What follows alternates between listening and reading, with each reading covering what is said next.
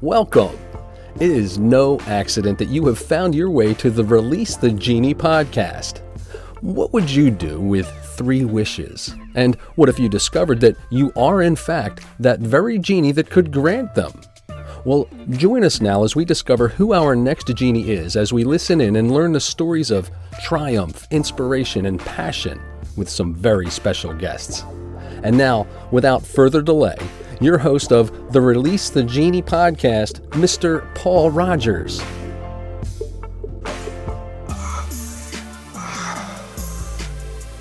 That's so much better. So good morning, good afternoon, good evening from wherever you're tuning in from. I am your host, Paul Rogers, and welcome to another episode of Release the Genie. We have got a delightful guest genie today, Sydney Lazare. Yes, rhymes with star, I remembered. Only 17. Now, if I had half of my stuff together by I was 17, I would be ruling the galaxy by now. This girl has got it really going on. She is a fantastic poet, and I know she's going to be able to spring some wonderful poetry, so get ready for that. Also, first book published, The Other Side of My Face. The website, Other Side of My Face as well. And sneak, there's something else in the pipeline. So I'll hand it over to the wonderful Sydney. How are you doing, Sydney? I'm doing well. Thank you so much for having me. This is amazing. Really? You are welcome, and it is us who are going to be wowed. So no pressure. No. So I'm going to hand over to you if you can sort of tell us a little bit more about you. Yes. So I found writing through acting. I am a student at LaGuardia High School for the Performing Arts.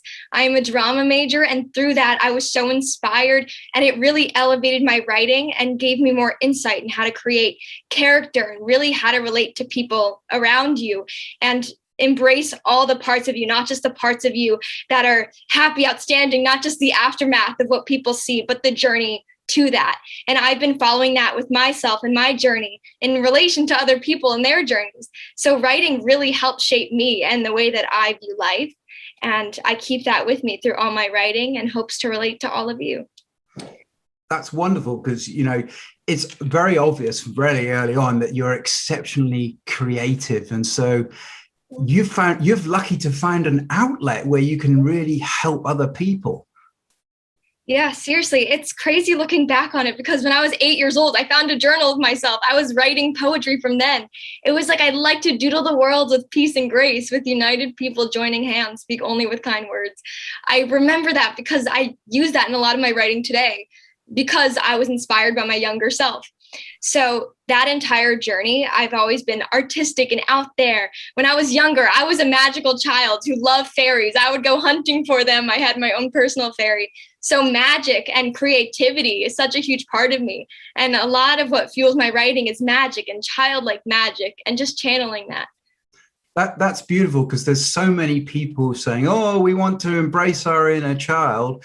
This is exactly who they're after, actually getting back from themselves. So I love it. And you've got a big message for us as well, which is really, really cool. So I'm going to get you to throw some poems our way as we wander through this. I think challenge accepted by you, hey? Yes, challenge accepted. So I wonder if you could sort of take us to a point where you had a sort of a breakthrough, an aha, release the genie moment. Yeah, so I was in middle school, actually, a few years back. It's crazy. I can't believe that. But I was becoming so far from myself.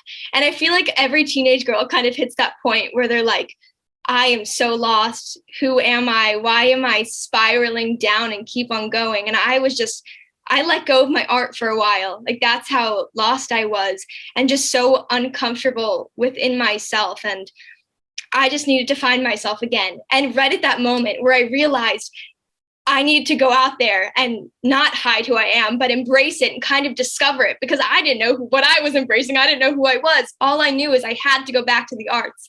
And my dad spoke to me about the law of attraction. And that was the moment. And it all clicked for me and things started to happen. And the universe, in whatever way it did, it created the opportunity. That was LaGuardia High School. And I was doing everything I could to get into that school and channel that higher version of myself that would be a student at that school. And I did it and I got there, and there I found my love. I found who I was again, and that elevated my writing. I didn't start writing poetry like this until I got there, and everything in that atmosphere, I was on a roll to becoming who I am and who I want to become in the future. Yeah. That is amazing. And the law of attraction is a very powerful I think, and I'll get this clear right from the start. I am amazed that you've been able to find these things where you have, because there's so many years you can go on and help people and apply this. And you got to where you are now by bringing it to you, not chasing it, bringing it to you instead. Yeah, exactly. And the law of attraction is so powerful that, right, like your message with magic and release the genie inside of you, that resonates so deeply with me and everything that I want to do with my writing. And even when I just tutor kids in creative writing, I have them say affirmations. That's like the first thing I say. Like I say, I am magical. I am amazing. I am all of this. Because if you like say that you are that, you start to believe it and you become excited with yourself and just everything. And you feel so much love and gratitude. And I feel like when you feel so much love and just gratitude for where you are and all that you are, then there's no fear, because fear has held me back from so many things before. And sometimes I still let fear get in the way, but then you think of how grateful you are to have an opportunity, or how grateful you are for everything you have. And I learned from just like everything, this entire world and people like yourself, that, you know, fear can't exist where there's gratitude, and to embrace that. So you've got such a wonderful energy. I can't wait. I'm gonna throw it out there. Can you, if you is okay, can you please read us one of your poems, because I can really feel the energy, and I've heard you on a very popular radio show. So I'd love for you to be able to show our viewers and listeners what they have been missing so far. Yes, of course. This one, it doesn't have a title yet, but but it's just a thought. I'm tired of saying when I grow up, I will, because every single second of the day I am evolving. The way I choose to spend every single second of my day is determining what I will when I grow up. I'm growing up now, and I will do everything I can within the seconds I have to take care of the seeds I plant, so one day there will be flowers. Wow. Well, I promised to meet right, ladies and gentlemen. I think we delivered on that one there. That's amazing. That I know that you know. I will move on to I know some of you the fire which sort of bubbled up to the surface. Tell me, what is one of your release the genie inspiring quotes or mantras? I think when all my childhood, when I was a kid, my dad said, Sydney, the difference between success and failure is one more try. I don't know where he got that from, to be honest, but he says that to me over and over. And I say that to myself every single day. So when I'm sitting down taking a math test, whether you think you can or you think you can't, you're right. When you're taking the leap in drama class or writing, do it, embrace it. You got this, go for it. Because law of attraction, your thoughts become things. And just that is so powerful. And that was the beginning of the law of attraction that my dad was instilling within me when I didn't even realize it, when I had no idea what it was. So I think that's one of my releases. No, it's lovely. And you know, when you talk, and this is when I know somebody's really on purpose is when there's fire coming, and you know, you're animated and everything. And this is really what you love doing, isn't it? Yeah, it really is. Like I find myself more every time I connect my thoughts to paper. Every time I write or speak with people like you, it's just something within me. It's just happier. It's like you can tell you're on the right path when people like you and all of this stuff in this world, you become immersed in it, and all this magic and positivity, because, you know, I feel like when you're growing up, especially, like, you lose that magic within you if you let yourself be programmed with what society wants you to think or feel or how you should be instead of what you are. And just finding the magic within you and teaching that and inspiring that for other people so they can accumulate the same for themselves. That's what I love. And that's why I write. Fascinating. I mean, if anyone could have actually given a better explanation of that, I need to find them. That was brilliant. Thank you very much. Now I'm going to take you somewhere because I know that it is happy, but I know that if life was always happy, then actually, you know, we would not be needing to talk and to help other people. So if I can, I'd like to take you to a time where there was some pain or struggle or challenge in your life which you've had to overcome. Yeah, I've had quite a few of them, but this year, honestly, I mean, I feel like it hit everyone so hard. And I haven't seen my friends since last year, an entire year, which is very difficult. It's just this entire period of nothingness and something because of my younger experiences in middle school. I just felt so lonely and so kind of, weird in myself again, where it was just so hard to express how I feel. When you have such intense feeling, you feel nothing at all. It was like that. So through those experiences of loneliness, pain, of like missing your friends and not really being able to talk about your feelings and about your journey because there's really no one there, that's really when I said, Sydney, you say you're feeling nothing. I don't believe it. Like that's a lie. Write about it. And that's how I get through it. When I'm feeling nothing, I write about it. And it's so much. Or just every part of the journey, because those feelings of like loneliness and just pain, that's what other people need relating to, because that's what other people are going through. And that's what's honest. So exactly. I think it's exactly that. I think you're right. Whatever which challenge we are all facing, there is always the I don't know moment. And I think people get scared of that. But what you've actually done is you've said, I'm going to embrace this and I'm going to sit and I'm going to use that space to be creative. Yeah. I know one of the things which has fired your poetry has been your trials of growing up and as a woman changing and maybe not being in a particularly good state where with other people. So I wonder if you could just share a little bit about that. Yeah, so I feel like most teenage girls go through a period of time where they're just striving towards standards that society just lays out for you. In this age of social media and like all of that, and just like communication in an unnatural way that's made by technology, it's just so detrimental to your mental health and development because you see certain things, certain people, advertisements even of, I need this product or I need to look like that and I need to do this. And that's just so messed up to tell a teenage girl or anybody really, this is what you're supposed to be striving towards.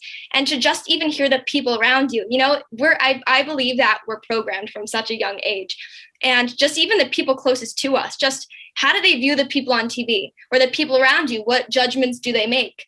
And that's what the other side of my face is about. It's all the judgments you make about other people or what you choose to see without actually seeing the human inside. And just when people make comments on other people, how they look, for a large period of time, even if they weren't saying it to me, I was so scared that they were going to say that to me, where I had to be perfect. And perfectionism is it's such like a present issue in our society right now with school, with image, with everything, just the image of being perfect. And it doesn't exist. As you're trying to attain it, you need someone to tell you that it doesn't exist. But when you're having those intense feelings of perfectionism, you feel ridiculous saying it to other people, saying, I need to be perfect. I want to do it. So it's kind of harder to move past something if you can't admit it or you can't talk about it. And as a teenage girl, just to like embrace it and like actually, people could say love yourself, but there's certain steps you need to take to doing that. Do what you love, for example, like writing has helped me heal. Whatever that is for you, just fully embrace and own and be honest. about it, because denying it, like I've learned the hard way, denying a problem doesn't make it go away. It just prevents you from healing it. That was largely with my body image issues. Like in middle school, like I can like talk about this now because it's, it was hard for me to talk about at the time, but it's unnatural. I was doing jumping jacks in the bathroom to burn more calories. And I say this for other teenage girls out there who, do the same things or feel the same things. And it's just, there's no such thing as perfect. Like we all are perfect in our unique, weird ways, like I own my weirdness. Like I hope you should too. Like there's no such thing as weird. Like don't think of it as cast aside. Think of it as being awesome, amazing. That natural childlike magic. Like the release the genie, like that part of you, you're so scared. It's the magical part of you. So you're right. I mean, body image is a very difficult subject. And I can imagine it's only got harder and harder with the rise of sort of social media. Would you say that actually, therefore, the bullying and the sort of the difficulties have also, are they very present? Yes. To me, even today, even people who remind me of the people who have affected me in like a certain way, or said certain comments to me or made me feel a certain way, I still get scared because it's programmed into my brain. They remind me of this. Now I'm going to go cower in a corner. But then it's like, embrace who you are. I don't know. Like, it's just so hard to really grasp what it means to like get over something like that, because when people do say something to you or make you feel like unwanted or not as special because of something about you, it's going to come up for you even in your later life. Like I speak to people who have been in situations where they're bullied and have certain things said to them, and it still affects them today. But just remember, I think I'm molding so many things into one right now, but someone said, Shonda Rhimes, one of my greatest role models, said, you belong in every room you walk into. And whenever I feel scared and I feel like going off and like cowering in the corner, I think of that. You belong in every room you walk into. And things like that, little things like that, are the things that help you heal and fully love yourself. Yeah. So. I love that, because I get a lot of more of an idea of the title, The Other Side of My Face, because you've got obviously the perfection side, and then you've got actually the reality, the stuff nobody wants to talk about. That's the other side. Is that correct? Yes, exactly. And it also hits so hard because looking back at photos from me younger a few years ago, I'm smiling and I'm like, I was most miserable then. That is the other side of my face. It's that in a picture, that is it. It's just so crazy to me because every single person is so scared of being honest. It's, oh my gosh, hey, how are you? I'm good. I'm fine. But then it's like you hear their voice go all the way up and it's like, how are you really? And we need people out there that really mean it when they say, how are you? And from then you feel comfortable and you feel fine in yourself and your feelings.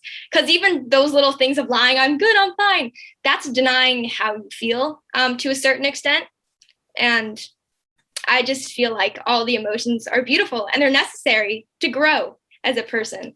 So just to like love them and embrace them and feel them fully and not be ashamed of them. Don't hide it behind a mask. Because being human is both sides of the face. It's not just the side that people see. It's really feeling everything on the other side. I love that.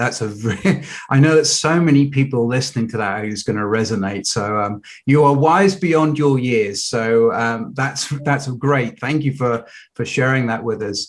Now I'm going to ask you, who's your hero? It can be alive, dead. Yeah, I'm going to say Shonda Rhimes again. She is just incredible. All she does, her brilliant mind and writing and life. Oh my gosh, I'm taking her master class right now. And that's where I heard that you belong in every room you walk into. And she's helping cure my social anxiety, to be honest with you.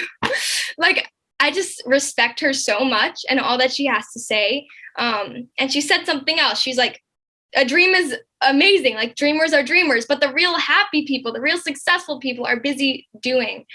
So to have the dream and have the action, like the law of attraction, and the law of action. Put it together and you have, it's just like brilliance and like everything you have to really resonate with people and create something special. I love that. As you know, as I hear the quote saying, I can just feel the engine is going faster and faster. It's wonderful. I mean, it's lovely to see genuine power and enthusiasm. So thank you very much for bringing that. So we had a chat before the show, and I know that you've been working on something. So what are you up to right now? Yeah. So right now, a few days ago, I finished my second book. This one is more geared towards teenage girls and their journey. It's called Short and Simple, ironically, because it's all short thoughts, but they're so complex because there's no such thing as short. There's no such thing as simple. Like, you are a person in your entire being. And just because the cliche of it is, oh, the teenage girl, like the dialogue, it's short, it's simple, but it's so full of everything there. So it's a lot of meaning and short sentences, which is great. And I'm also making a children's book right now. I wrote it, I'm doing illustrations, and it reminds me of what you're like the magic. It's all about that, all about the magic. So your podcast, your story, your mission, like all of this is just bringing out that magic inside of me. Well, no, we're gonna go bring it in for a hug, I think, in a minute. But it's no, I mean, that's wonderful, and you know, second book and you know, a children's book with illustrations.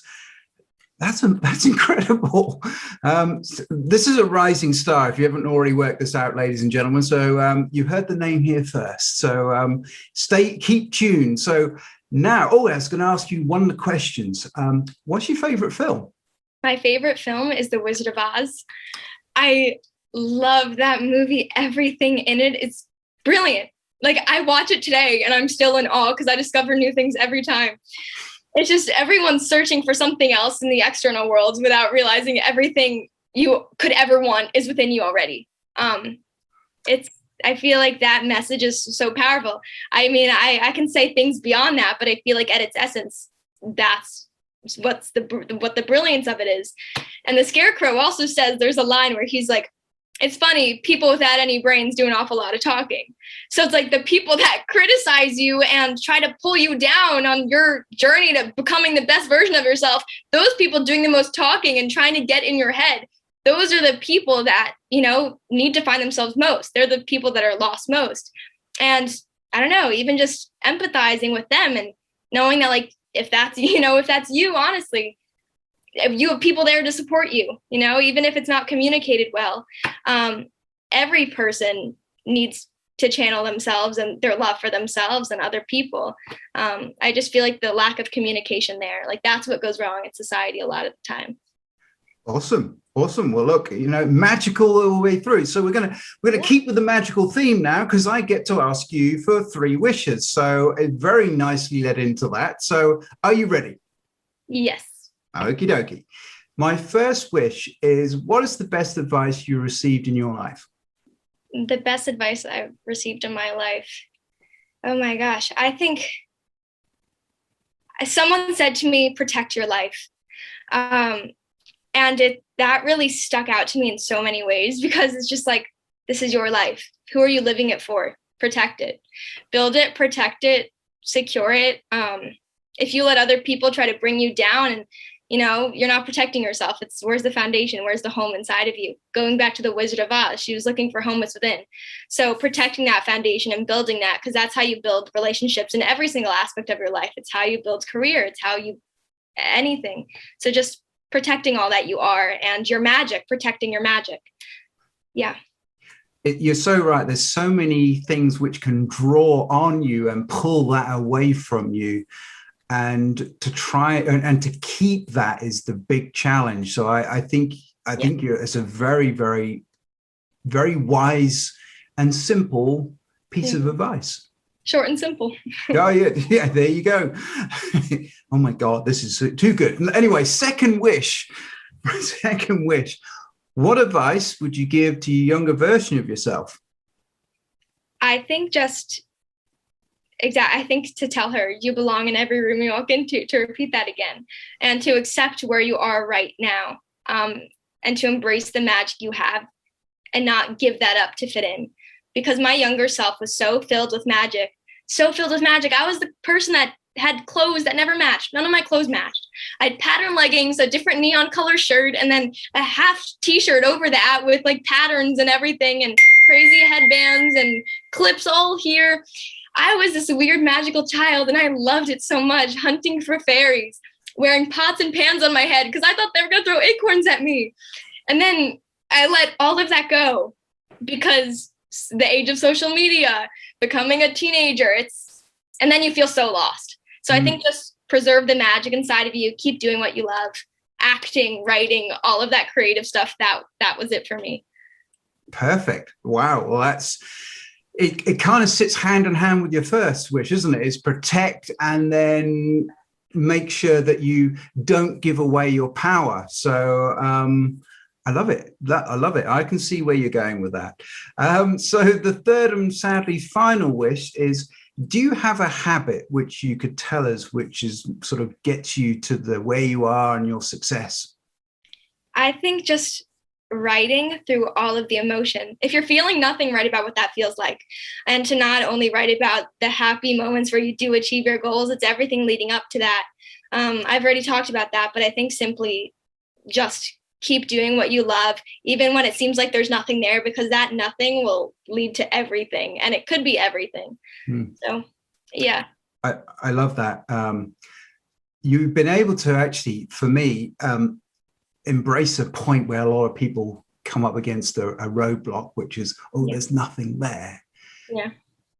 And you've turned it around completely 180 degrees. So, great advice. So anyone listening and that they're struggling with, maybe they don't know, this is exactly the time you start on your journey. Love it. Love it. Well, look, I'm going to ask you, what book are you going to recommend for the viewers and listeners? I'm going to recommend The Sacred Journey of the Peaceful Warrior by Dan Millman. My dad gave me this book. This is where all of his favorite quotes are from. It's just so inspiring on so many levels. In my phone, I have an entire album dedicated to quotes from this book that I just need to remember. That's how inspiring it is. Everything about it prompts you to think and evaluate your life as you go through someone in their journey to finding themselves. So I highly recommend it. That is amazing. Oh my God. I'm going to have to get hold of that, because as you're talking, I'm like, wow. Wow. Awesome. Well, look, I need to hear another poem. So I'm going to get you to pull out another one of your fantastic creations. All right. Okay. I did bookmark this because this reminded me of you. I'm reading this from my book. This is called At What Age? At what age do we stop looking for shapes in the clouds? The same age we are told the volume of our imagination is too loud? The same age we are eased out of fantasy? The same age we are expected to know who we want to be? I'm trying to trace it all back to when we were told magic wasn't real, to when we were told it was weak to feel, to when we were told a coincidence was the word for magic's synchronous, effortless flow. At what age was that? I really long to know. With all that in mind, I will set out to find the feeling of magic I left behind. Somewhere out there where I'm embraced by the air, I'll know when I hit home. But I have to start somewhere. I started looking for shapes in the clouds again. Wow. And that's from your first book? Yes. Yeah. Hold it up. Let's have a look. Is that your book there? Yes. There it is. Half of the face. Yeah, but I remember last time I spoke to you, I did fold down that page because it just reminded me of my conversation with you and your mission and your message, and to just embrace that genie inside of you and magic. And when we were talking about coincidences, there's no such thing, and it's all synchronicities. I bookmarked it because it reminded me of you. I loved it. I thought I really did. I was able to shut my eyes and just go with it. So thank you very much for that. Where can we find you? Because I know you have some hangouts. Tell us, where can we get hold of you? Thank you. You could find me on Instagram at Sydney Lazare. You could find me online at theothersideofmyface.com. It's my blog. You can reach out to me, read everything, my poetry, some thoughts. the thing is what I say before I have to bite my tongue. So it's everything honest, everything real. You can connect with me on that Instagram, feel free. And yeah. That's awesome. Well, there's no excuse now for not getting hold of this wonderful lady and digging into some more, because those two has given you a teaser of exactly what's in store. So thank you once more. I'm going to try and do a sum up here, and I can usually get this down to pretty short. So short and simple. See like what I did there? The magic.